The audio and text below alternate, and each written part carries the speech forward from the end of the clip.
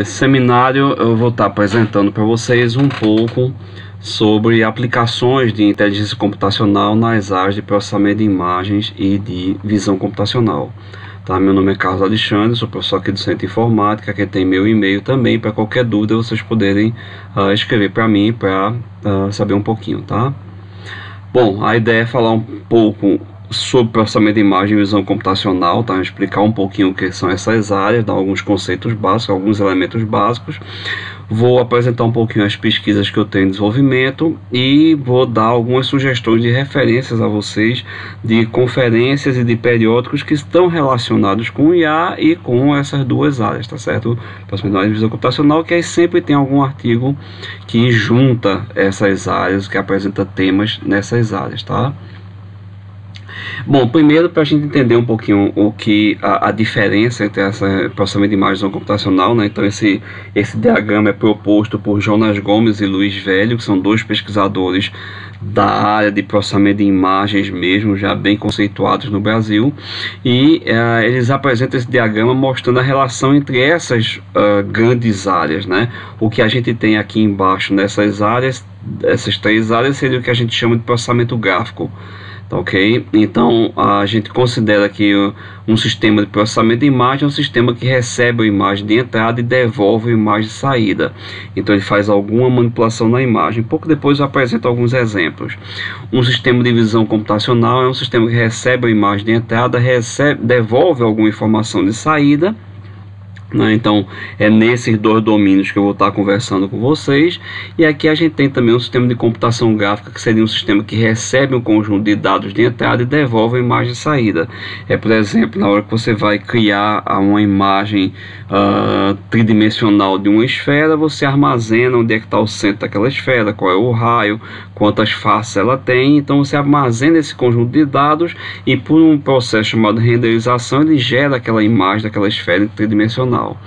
E o processamento de dados mesmo, um sistema qualquer que recebe um dado de entrada e devolve dados de saída, um sistema estatístico, qualquer coisa assim.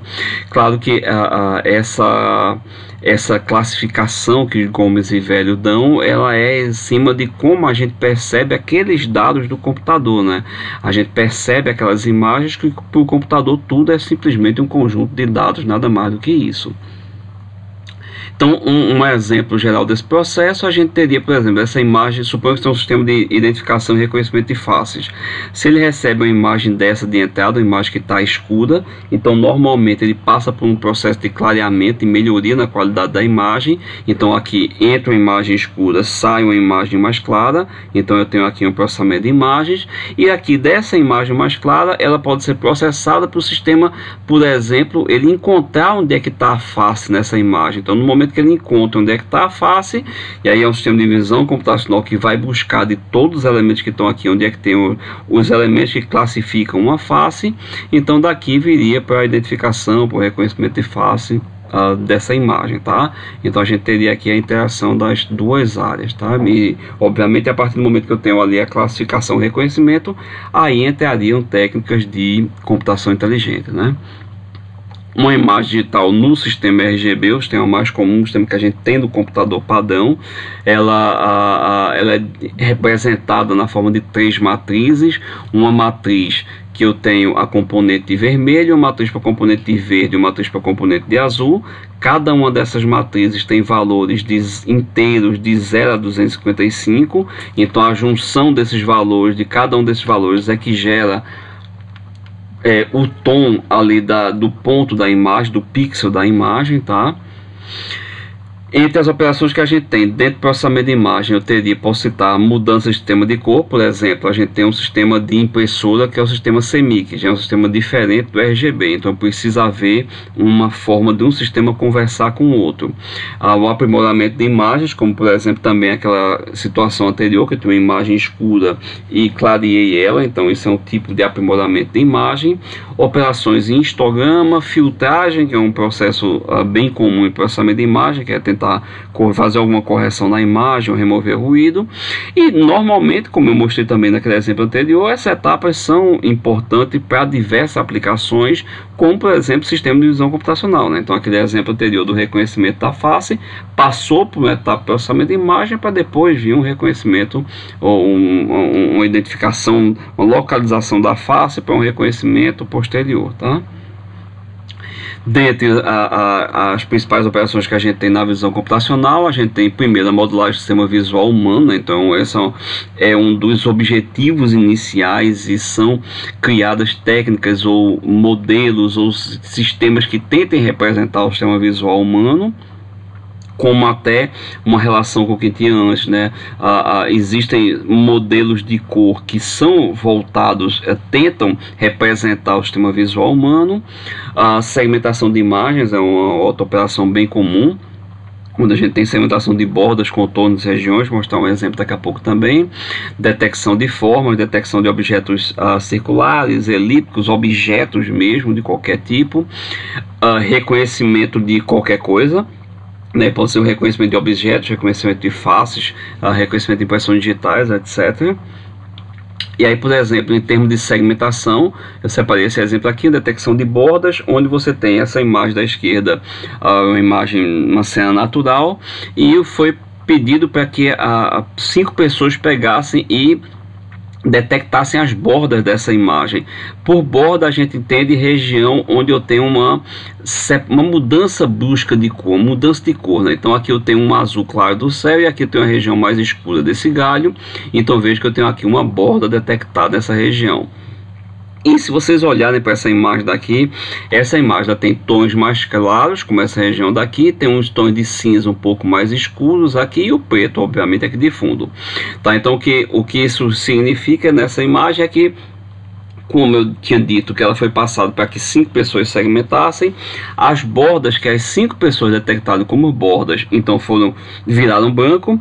Bordas que uma pessoa apenas detectou, então é um cinza mais escuro, 2 um cinza um pouco mais claro, e aí vai variando até chegar no branco absoluto. E claro, onde não tem borda nenhuma, fica essa região de preto.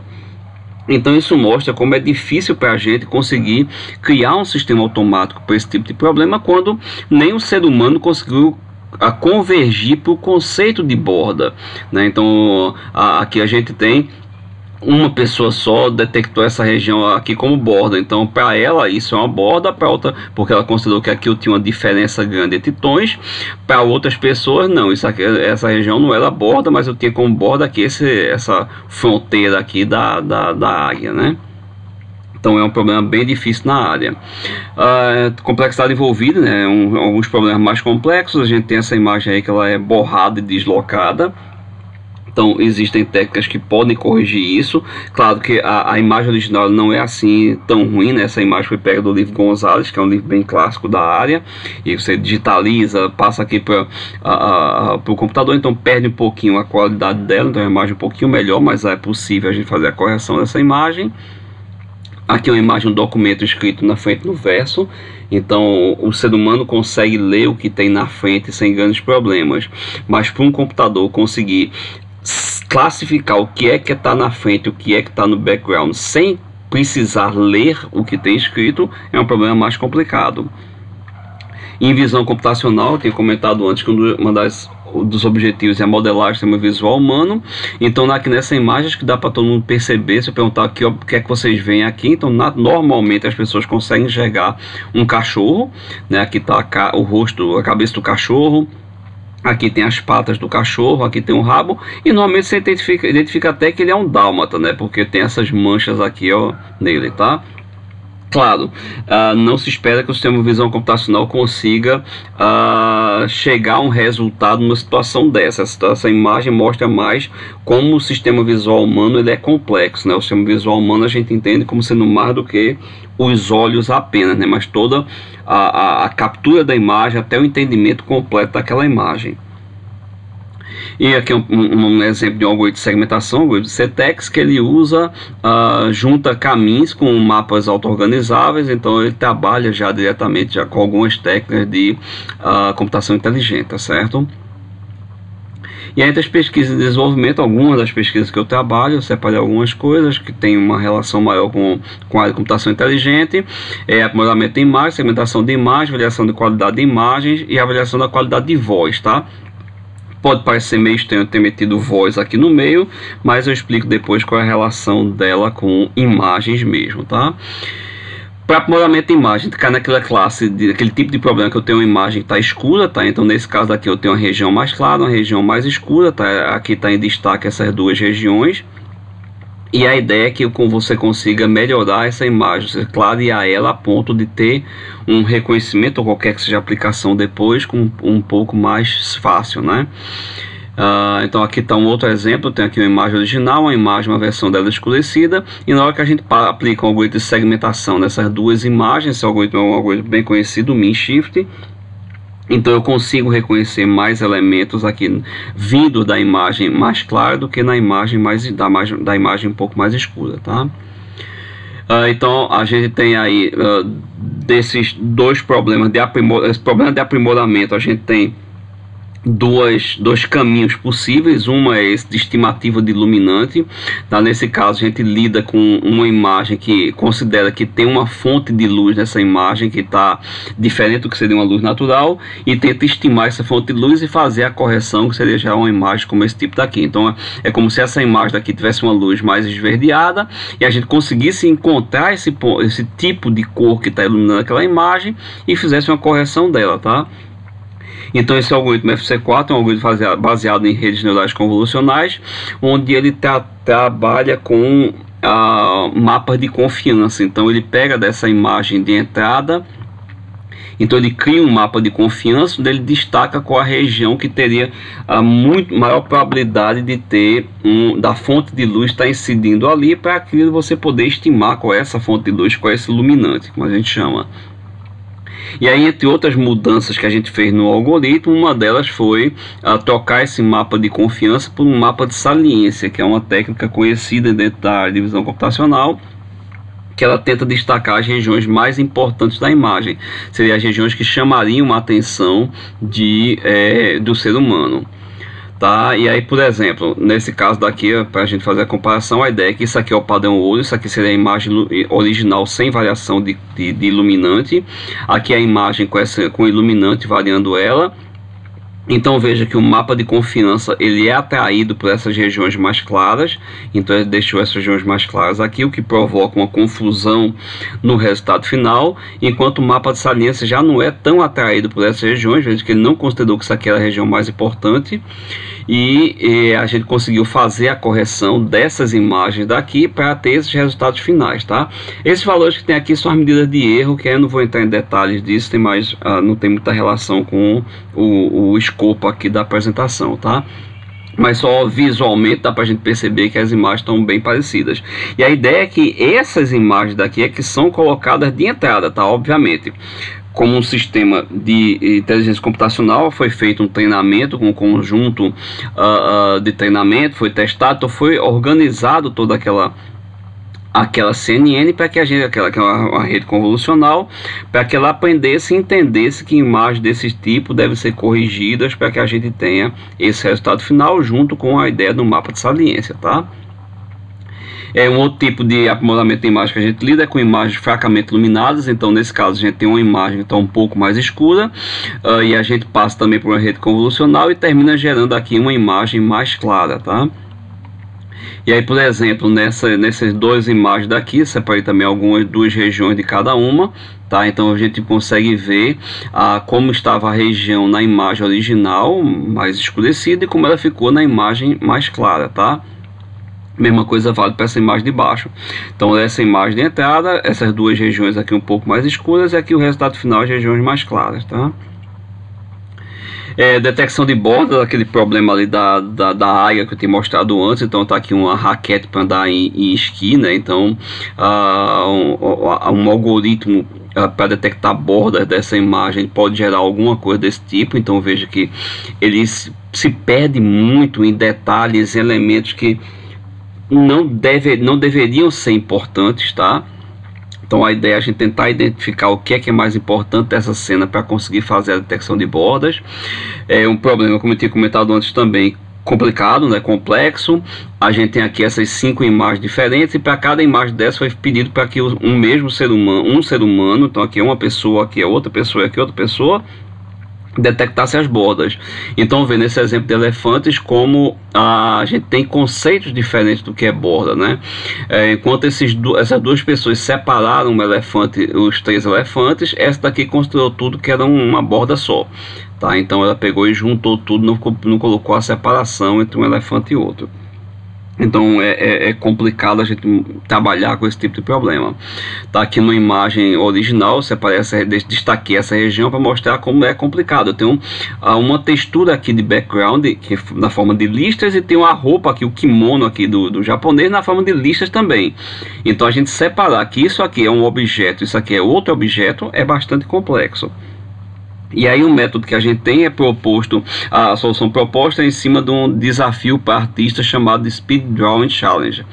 Então a ideia desse desafio é que um artista ele faz 3 desenhos do mesmo tema, com tempos diferentes. Então nesse exemplo daqui eu tenho um desenho feito com 10 minutos, outro feito com 1 minuto e outro com 10 segundos. Então a ideia é que o desenho de 10 minutos o cara faz tudo que ele quer, né? Bota todos os tipos de detalhe, faz tudo, até pintou aqui o desenho, rachurou o desenho. E quando chega em 10 segundos apenas, ele bota só o que ele considera principal para a pessoa conseguir entender alguma coisa daquele desenho. Então, entender o que é que o artista considera principais elementos daquela cena pode servir para a gente, para nesse problema anterior a gente conseguir o que seriam as principais bordas que eu tenho dessa cena. E a ideia é modelar esse problema. E aí a gente criou um algoritmo para isso, ele está dividido em 2 partes, né? A primeira, tem são 2 partes maiores, né? Cada uma delas é formada por pequenos passos, né?